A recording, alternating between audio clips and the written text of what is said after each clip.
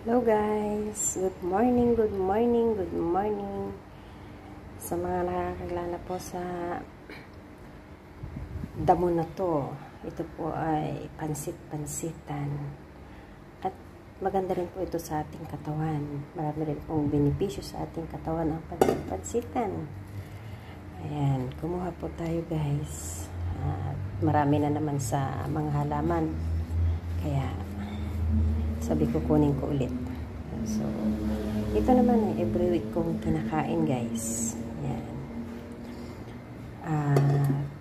Ang magagamot po niyan,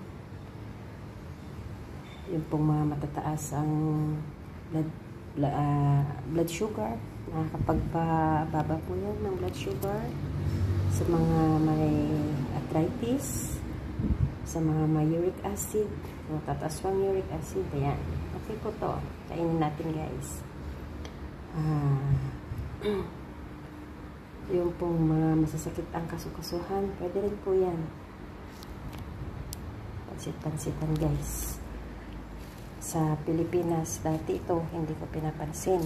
Ngayon, kinakain ko na guys. At nasa ibang bansa tayo, kaya kailangan natin kumain ng kung anong pan. Actually, ito nakita ko lang po sa YouTube.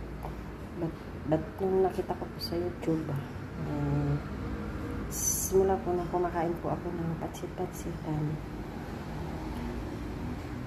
may pagbabago naman po.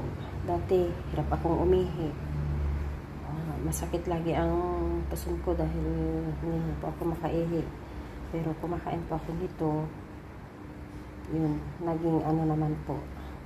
Ang pagkain ko po, ang paggawa ko po nito, banlian ko lang po, magpakulo ako ng tubig, banlian ko lang po siya, lagyan ko siya ng konting asin at saka kalahating kamatis. Yung hihiwain ko po ng maliliit yung kamatis. Tapos yun, ilalagay ko po dyan. Kakainin ko na po siyang ganyan at konting kanin.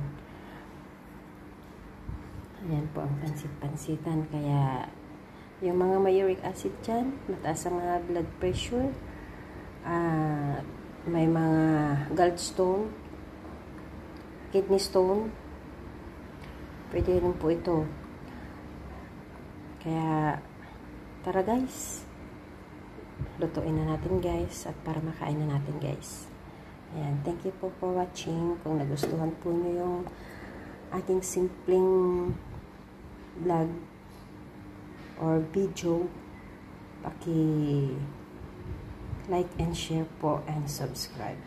Thank you so much.